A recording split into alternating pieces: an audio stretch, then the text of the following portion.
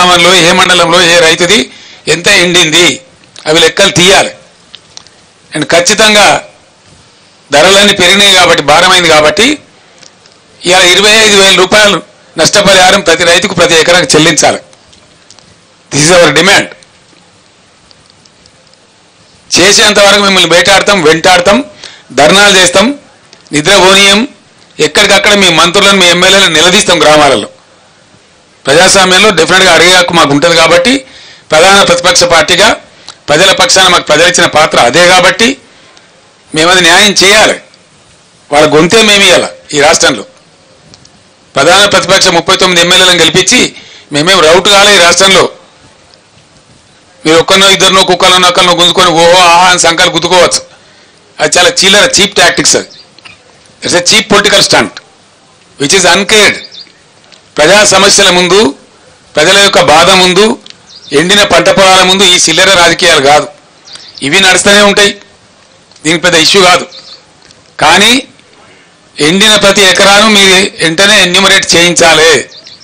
మా బీఆర్ఎస్ దళాలు తిరుగుతున్నాయి, మేము ఎన్యూమరేట్ చేస్తూ ఉన్నాం. మా మంత్రులు, మా మాజీ మంత్రులు, ఎమ్మెల్యేలు, ఎంపీలు ఉన్నోళ్ళంతా మా ఎమ్మెల్సీలు తిరుగుతూ ఉన్నారు. ఖచ్చితంగా తీస్తాం, లెక్కలు పెడతాం, మిమ్మల్ని బజార్లకు ఏడిస్తాం.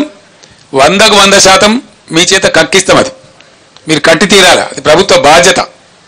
ఆనాడు మేము ఇచ్చినాం, మమ్మల్ని ఎక్కసెక్కలాడిన మీరు ఇలా మేము డిమాండ్ చేస్తూ ఉన్నాం 25,000 రూపాయలు ప్రతి ఎకరానికి కట్టి ఇవ్వాలి. దానికోసం డెఫినెట్గా మిషన్ భగీరథ నీళ్ళ సప్లై కూడా వెంటనే పునరుద్ధరించాలి.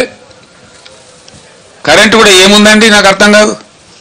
పెద్ద మొగోళ్ళకి అసెంబ్లీలో ఉపన్యాసాలు చెప్పినారు.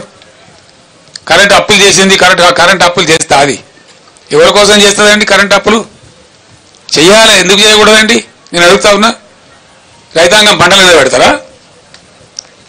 ఆయన నేను చెప్పిన అసెంబ్లీలో గంట సేపు చెప్పిన ఉపన్యాసంలో పీక్ అవర్స్ వచ్చినప్పుడు ఒక 2 నెలల పాటో 3 నెలల పాటో నెలకో 1,000, 1,200, 1,400 కోట్లు పెట్టి 1,400, 1,200 కోట్లు కాదు ఇక్కడ ఇష్యూ. ఎన్ని కోట్లు అన్నది కాదు. ఎంత కరెంటు షార్టేజ్ ఉంటే అంత పర్చేజ్ చేయాలి, ఇవ్వాలి, సప్లై చేయాలి. మేము అదే పని చేసినాం. అందుకే అన్నాడు రెప్పపాటు కరెంటు పోలే. మేము ఇప్పటికప్పుడు సమీక్షలు చేసుకొని కొంత మేరకు పెంచిన తర్వాత అప్పటికి లోడ్ ఏర్పడుతుంది అన్నమాట. అనూహ్యమైన లోడ్ వస్తుంది. మా అప్పటికంటే ఇప్పుడు ఎక్కువ లోడ్ ఏం రాలే, అంతే 500-600 మెగావాట్లే వచ్చింది. మేమున్నప్పుడు పీక్ లోడ్ 14,900 పైచీలకు పోయింది. మొన్న పీక్ లోడ్ 15,600కు పోయింది. అంటే దాని అర్థమైంది ఒక 600-700 మెగావాట్లు ఎక్కువైంది. అది మీరు కొంటలేరు. మీరు కూడా కొంత కొంటున్నారు కానీ ఎంత అవసరమో రైతులకు, రాష్ట్ర ప్రజలకు అంత మీరు కొంటలేరు. కాబట్టి కరెంట్ వస్తలేదు.